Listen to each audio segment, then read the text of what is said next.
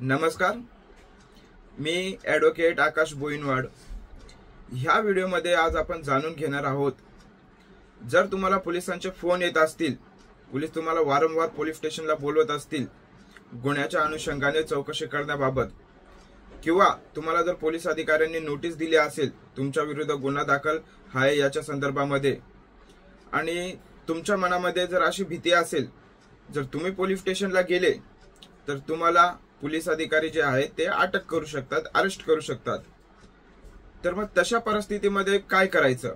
तुम्हाला जर अटक व्हायचं नसेल तर, आणि तुमच्या मनामध्ये भीती असेल की जर तुम्ही पोलीस स्टेशनला गेले तर पोलीस अधिकारी तुम्हाला अटक करतील, तर तशा परिस्थितीमध्ये तुमच्याजवळ कायदेशीर पर्याय असा उरलेला असतो एक, की तुम्ही जिल्हा सत्र न्यायालय ह्या न्यायालयामध्ये तुमचा अटकपूर्व जामिनीचा अर्ज दाखल करू शकतात। अँटिसिपेटरी बेल बोलतात त्याला इंग्लिशमध्ये। तर अँटिसिपेटरी बेल, अटकपूर्व जामीन आपल्याला कोर्टामध्ये कधी दाखल करता येतो?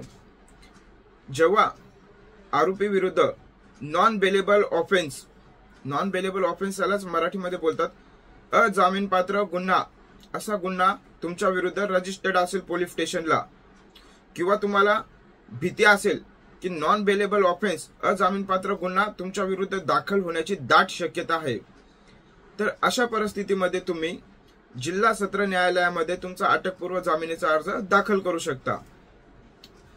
आता प्रोसेस आपण समजूया की अटकपूर्व जामीन कसा दाखल करायचा। तर समजा तुम्हाला पोलिसांचे वारंवार फोन येत आहेत, तुमच्या विरुद्ध गुन्हा दाखल झालेला आहे, non bailable offence FIR registered झाली आहे तुमच्या विरुद्ध।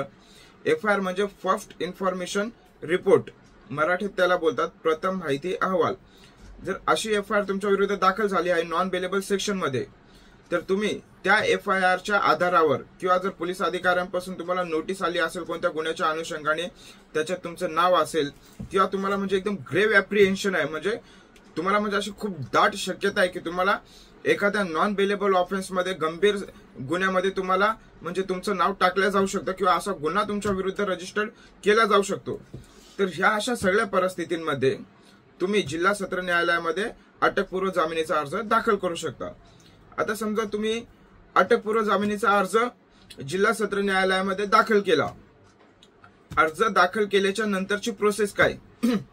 आता अर्ज दाखल झाला अटकपूर्व जामिनीचा जिल्हा सत्र न्यायालयामध्ये, तो कोर्टात गेला, तर त्याच्यानंतर अजून एक तुम्हाला सांगतो, जो अटकपूर्व जामिनीचा अर्ज असतो ना, त्याच्यासोबत तुम्ही इंटेरियम बेल ऍप्लिकेशनही दाखल करू शकता। म्हणजे जेव्हापर्यंत तुमच्या जो अटकपूर्व जामिनीच्या अर्जावर फायनल निकाल होत नाही, पूर्णपणे ऑर्डर होत नाही, त्यावेळेपर्यंत तुम्हाला इंटेरियम बेल देण्यात यावी, याला बोलतात इंटेरियम बेल। म्हणजे जेव्हापर्यंत तुमच्या तो अटकपूर्व जामिनीचा अर्ज आहे, ज्या वेळेपर्यंत तो जामिनीच्या अर्जावर सुनवाई होते त्या वेळेपर्यंत तुम्हाला इंटेरियम बेल देण्यात यावी, म्हणून याला बोलतात इंटेरियम बेल। ओके, आता समजा बेल तर तुमचा दाखल झाला कोर्टामध्ये, तर त्याच्यानंतरची प्रोसेस अशी असते मित्रांनो, न्यायाधीश साहेब जे असतात कोर्ट, न्यायाधीश साहेब काय करतात, पोलिसांना आणि सरकारी वकिलांना नोटीस इश्यू करतात की तुमचं म्हणणं दाखल करा, सदरच्या आरोपीने त्याचा अटकपूर्व जामीन कोर्टामध्ये दाखल केलेला आहे। ओके, तर मग पोलीस अधिकारी जे असतात आणि सरकारी वकील जे असतात ते देखील आरोपीच्या अटकपूर्व जामिनीला विरोध करतात की त्याचा बेल रिजेक्ट करण्यात यावा म्हणून, असं त्यांचं म्हणणं लेखी स्वरूपामध्ये कोर्टामध्ये दाखल करतात। आणि ज्या वेळेस त्यांचं म्हणणं येतं तर पोलीस अधिकारी येतात, सरकारी वकील देखील असतात, तर मग ते त्यांच्या बाजूने आर्ग्युमेंट करतात आरोपीची बेल रिजेक्ट होण्यासाठी। आणि आरोपीचे जे वकील असतात ते वकील असे आर्ग्युमेंट करतात की त्यांच्या आरोपीला बेल देण्यात यावी म्हणून। आता त्या आरोपी विरुद्ध काय आरोप आहेत, कोणते सेक्शन आहेत, तो गुन्हा किती गंभीर स्वरूपाचा आहे किंवा काय, त्याच्या विरुद्ध काय पुरावे आहेत, आणि आरोपी जो असतो, आरोपीच्या वकिलांनी जे आरोपीची बाजू मांडलेली आहे ती आरोपीची बाजू मांडलेली काय आहे, किंवा आरोपीवर कशा प्रकारचे आरोप आहेत, त्याच्या विरुद्ध जो गुन्हा दाखल झालाय तो खोटा आहे किंवा खरा आहे, किंवा त्याच्या बाजूने कुठल्या प्रकारचे पुरावे आहेत किंवा काय, या सगळ्या गोष्टी लक्षात घेतल्याच्या नंतर माननीय जिल्हा सत्र न्यायालय जे असतं, न्यायाधीश साहेब जे असतात त्या न्यायालयातले, ते डिसाईड करतात, म्हणजे ते त्याच्यावर निकाल देतात। म्हणजे आरोपीची बाजू ऐकून घेतली, सरकारी वकिलांची बाजू ऐकून घेतली, कोर्टासमोर जे पुरावे आहेत त्या पुराव्यांचं अवलोकन केलं, वाचन वगैरे केलं, अभ्यास केल्याच्या नंतर न्यायाधीश साहेब जे असतात ते मग फायनल निकाल देतात त्याच्यावर, फायनल निकाल असा असू शकतो मित्रांनो, एक तर त्याचा बेल रिजेक्ट करू शकतात किंवा त्याचा बेल अलाउड करू शकतात, मंजूर करू शकतात. जर समजा आरोपीचा अटकपूर्व जामीन कोर्टाने मंजूर केला तर पोलीस अधिकारी त्याला अटक करणार नाहीत.